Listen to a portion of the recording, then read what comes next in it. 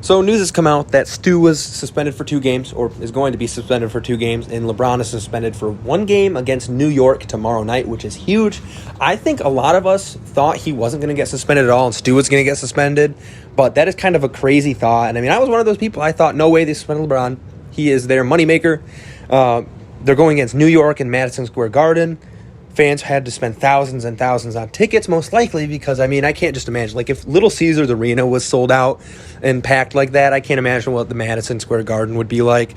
But I just think it's good that he was suspended, and it sucks Stu was suspended, but I understand. And I was under the impression that maybe LeBron should get more for, like, causing the act. But then Stu took it way out of proportion. I mean, I was up out of my seat. I was yelling profanities. I was on Twitter. I was posting. I was doing everything. I was for Stu, and I was anti-LeBron. But looking back this morning, like, Stu really did overreact. He could have really hurt someone.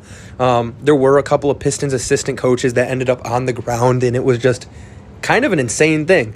By the way, I'm walking around my garage, recording on my phone using the enhanced audio from the Voice Memos app, because I don't have my mic. I left it at work, and of course, right when I want to record something and I feel good about something, I leave my mic there. So here we are, and we're going to make best out of this situation. But I think that's really great for the NBA, just kind of showing that LeBron isn't just immune to that. And I think that is just a great thing for Stu, just because it shows that the young guy doesn't always get screwed over, which, I mean, well, some people still would probably think he shouldn't even have a suspension, but I do agree he should have been suspended for what he did and almost causing malice at the Little Caesars Palace. Or no, what was it? I heard it online. It was like malice at the Pizza Palace. There we go. That's a good one. I think that's what this needs to go down in history as. As for Stu, a lot of people say that this is great for Detroit just because it's a guy who won't take anybody's crap. I mean, people won't be able to push him around anymore, and a lot of people are saying that he's going to be our anchor because of that, and he brought back Bad Boys Basketball. But I don't know if Bad Boys Basketball is what's going to win us games. I don't think Cade really is all for that. I think he's really impartial to a lot of things because he wants to be seen as a good guy. I mean, there was on Halloween when he was talking about his favorite candy on the Jumbotron. He was just like, oh, I like this candy, but I also like this candy. I wouldn't eat this candy. Unless it's in front of me, then I'd eat it. And it's like he just didn't want to make anyone upset, which I think was actually really hilarious. But with Stu, I think that's actually a bad thing. Like, my reasoning is because people are going to press his buttons in ways that is legal in the NBA. Maybe just be annoying, but you're not going to get fined for it. You're not going to get fouled for it. And, I mean, that might lead him to burst. And when you're in a playoff situation, you can't have that. You can't have a guy who can easily get angry and then throw the series for you. I mean, that happened with Draymond in 2016, and I would hate Stu if he ever did that. I would really hate Stu. The whole city of Detroit would be really upset. Like, yes, he's the heart and the soul, and yes, he's going to put up a fight, but, like, there's a time and a place for it. Hopefully, this kind of teaches him to contain it, because if he's a guy who won't take BS and be tough in the way of legal basketball where you won't get suspended or you won't get ejected out of the game, that's one thing. And I do agree he probably would have been out of the game because of his injuries yesterday and all the blood. But, like, you can't do that no matter what. Even if he thought he wasn't gonna get suspended, like, if he thought maybe he would just be off a game, out for that game and it'd be fine. Like, I don't know. That's still just not something you can do. And my last point I want to make is that they play the Lakers coming up again, and I have a really big prediction on what's going to happen. LeBron is a big guy at trying to save face or trying to be someone who is always right in a situation, and I think that's very great for somebody to do just because you don't want to be seen as a bad guy, but you also don't want to be seen as like a suck-up. And me, I kind of see through it with LeBron. I think what he's going to do is go up to Stu and then try to apologize or, like, put, like, the camera's going to be on. He's going to look at the camera and be like, hey, make sure you catch this.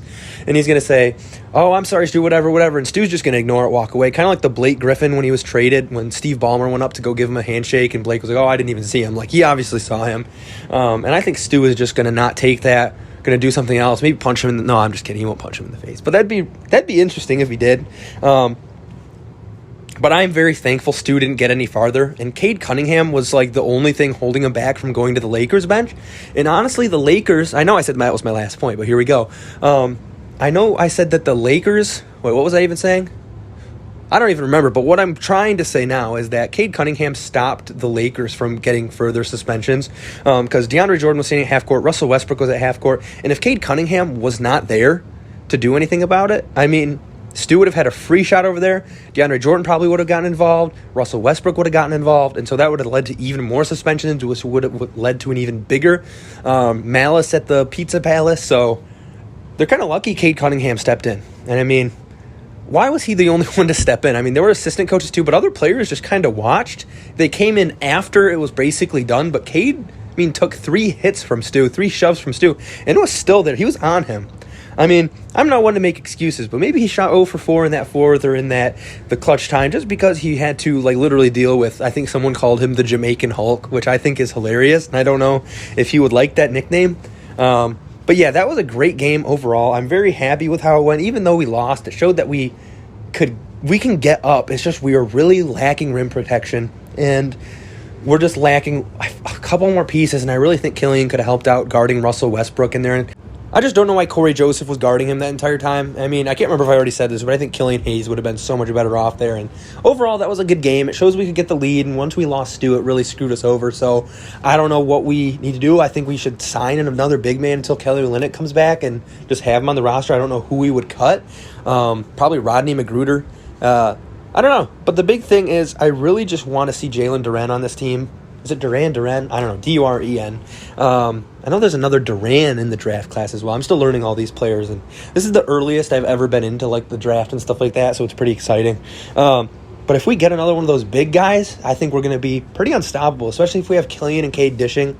Then you have Sadiq, who hopefully can start knocking down his 3. Then you have 2 big guys, and maybe Jeremy's still there, but if you start Stu at the 4, and if he can get better at shooting, I know he's shooting like 10% right now, which I thought he was going to be a lot better coming into the year, but that's just me. But anyways, that's another talk for another day. Thanks for checking this out. See ya.